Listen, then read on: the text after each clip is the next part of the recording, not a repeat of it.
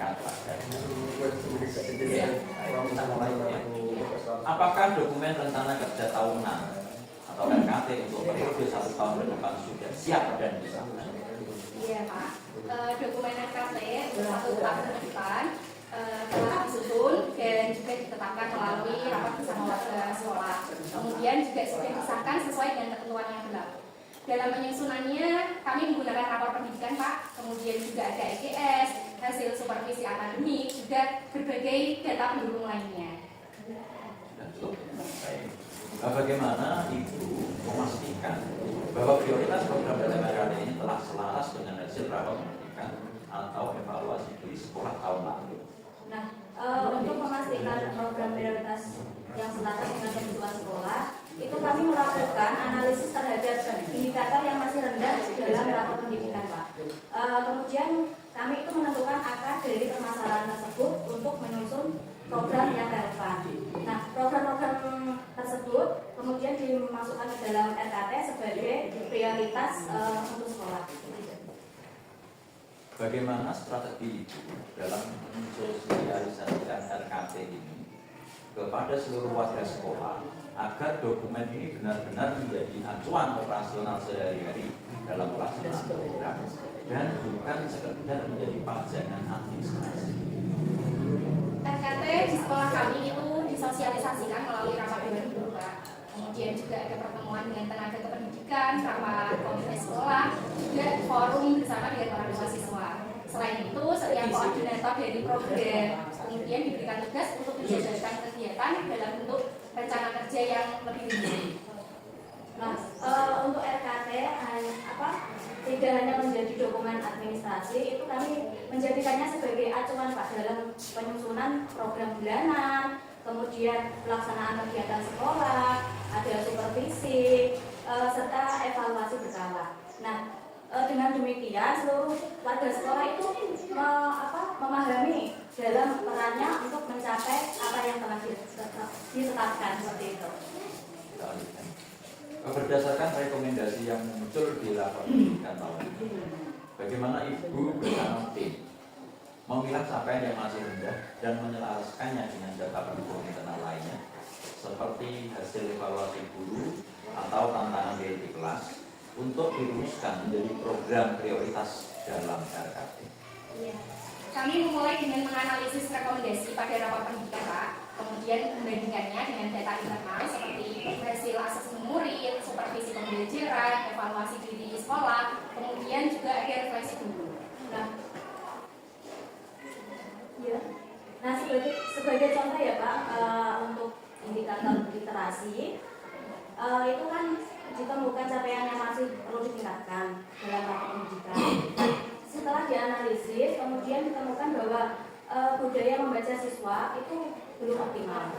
Nah, berdasarkan kondisi tersebut, sekolah kami itu menetapkan program penguatan literasi sekolah melalui kegiatan 15 menit sebelum membaca, kemudian ada juga pojok baca kelas, ada jurnal membaca, dan ada juga pendampingan guru dalam pembelajaran literasi.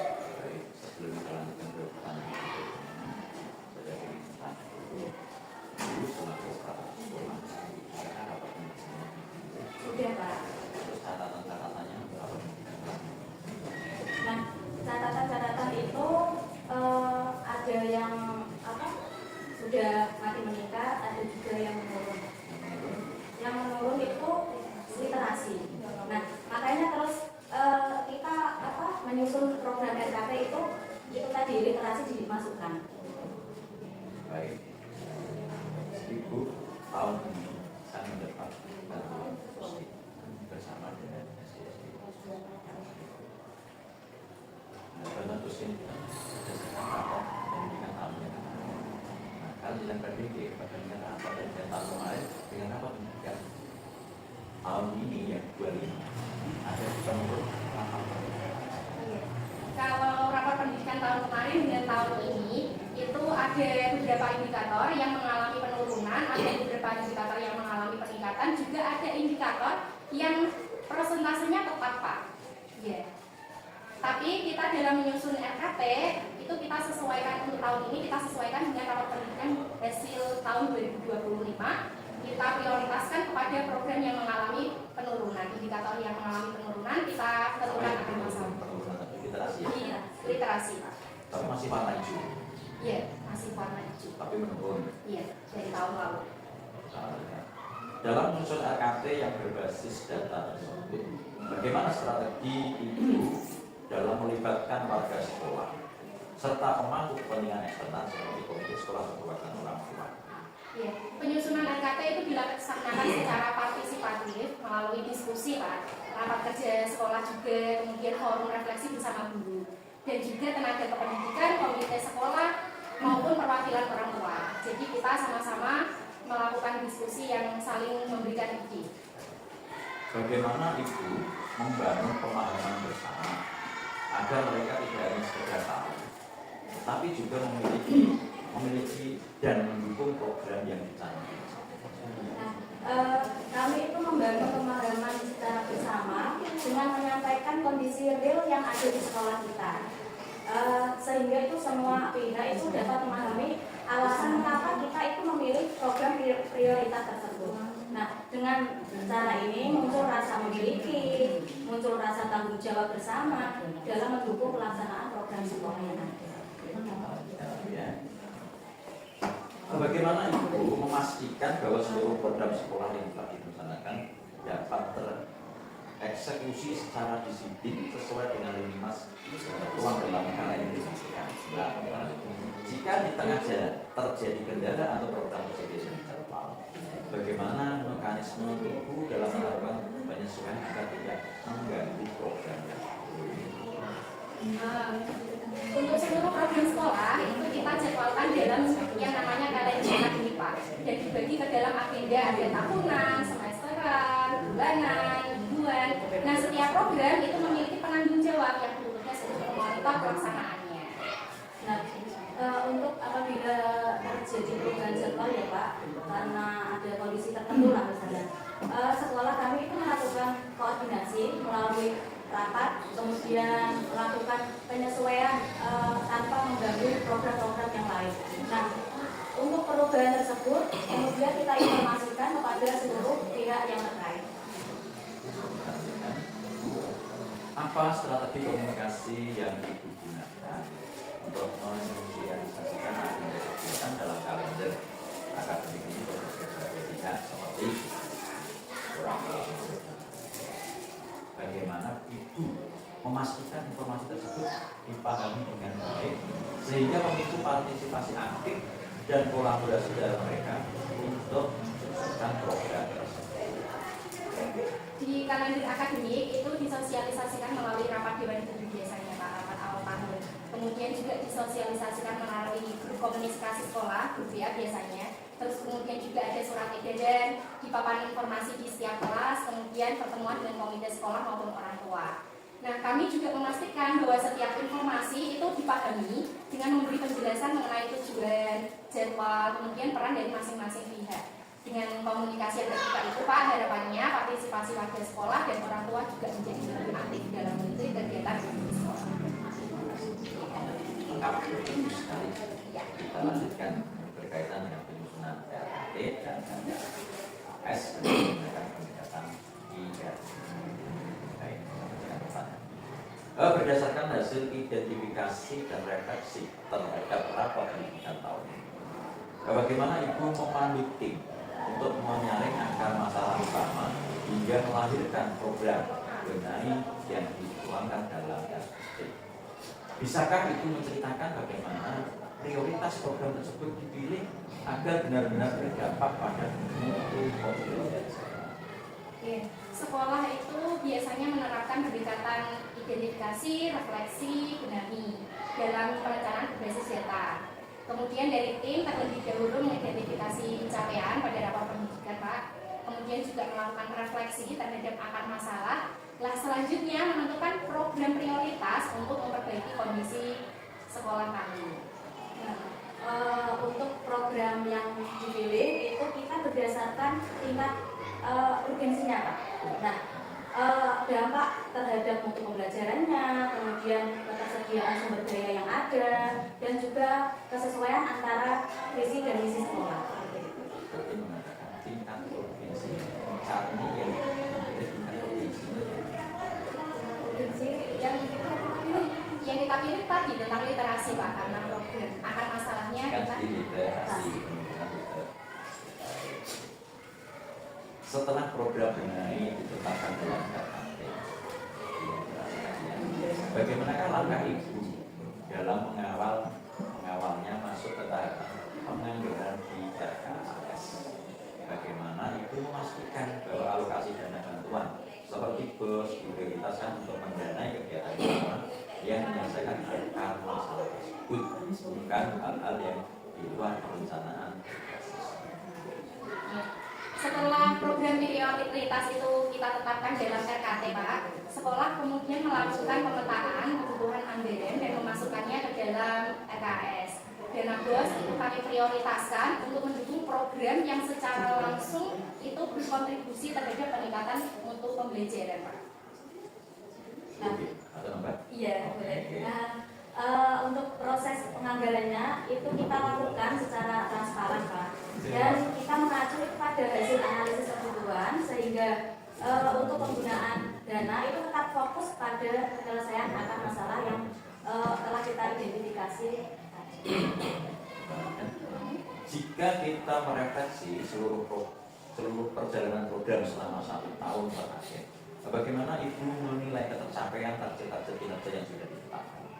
Dari hasil evaluasi tersebut, apa saja keberhasilan terbesar yang berhasil diraih dan hambatan utama apa yang paling mempengaruhi pelaksanaan program? Kalau secara umum target kinerja sekolah itu sudah tercapai dengan baik ya Pak.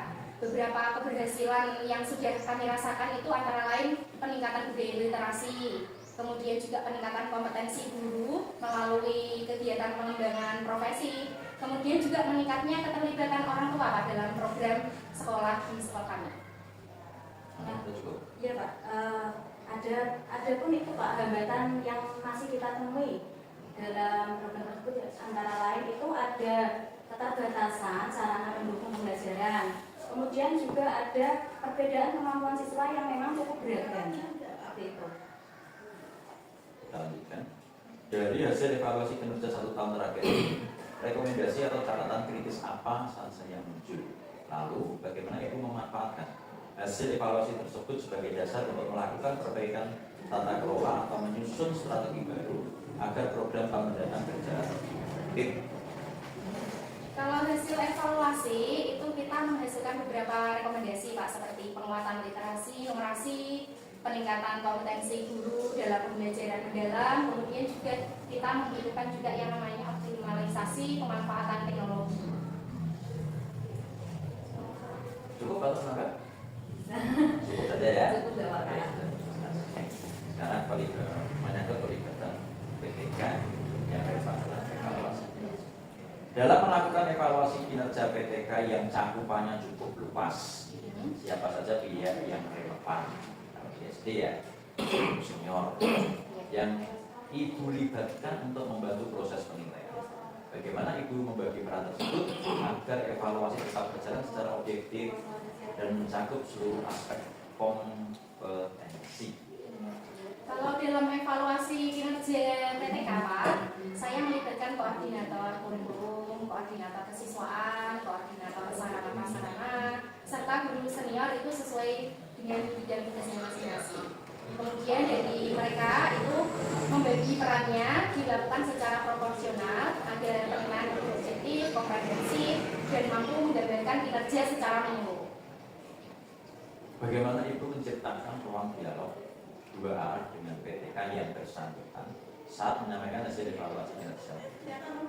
Bagaimana pelibatan aktif mereka dalam merefleksi hasil tersebut dapat membantu menyusun rencana pembangunan provinsi yang tepat sasaran? Ya, setelah evaluasi dilakukan, itu dari sekolah kami mengadakan diskusi reflektif Pak dengan pendidikan tenaga pendidikan kami yang bersangkutan. Dalam forum tersebut, PTK kami diberi kesempatan untuk menyampaikan pengalamannya mereka, kendalanya mereka, dan kebutuhan pengembangannya. Kemudian dari hasil dialog ini digunakan sebagai dasar penyusunan program pengembangan profesional mereka yang lebih sesuai dengan kebutuhan masing-masing dari individu mereka sendiri. misalnya penilaian PPK misalnya ada yang di bawah ekspektasi, maksudnya selalu guru bagaimana menyikapinya? Dan ini kan dinilai kepala sekolah dalam tertentu ada yang kategorinya di bawah ekspektasi. Mungkin kalau ada yang di bawah ekspektasi, mungkin kita harus lebih belajar, kemudian mengikuti pengembangan diri, apa yang menjadi nilai yang juga prioritas tadi kita gali, kita belajar lebih dalam, kemudian juga bisa bertanya dengan kepala sekolah tentunya Pak, harus bagaimana kita untuk meningkatkannya. Terima kasih. Dalam menyusun RKT, bagaimana itu mengidentifikasi dan memetakan data internal sekolah seperti EBS, capaian belajar murid dan kesiapan transportasi, serta data eksternal seperti rapor pendidikan dari gubernur, kebijakan dari dinas pendidikan atau profil sosial ekonomi masyarakat sekitar. Sekolah kami itu menggunakan berbagai sumber data internal Pak, seperti EBS, hasil asesmen murid, hasil supervisi pembelajaran, dan juga data kehadiran dan kondisi saat kelas di sekolah kami. Nah, kalau sedangkan data eksternal itu kita menggunakan rapor pendidikan Pak. Kemudian juga ada kebijakan pemerintah dari program dinas pendidikan, juga kondisi sosial ekonomi masyarakat sekitar di sekolah kami.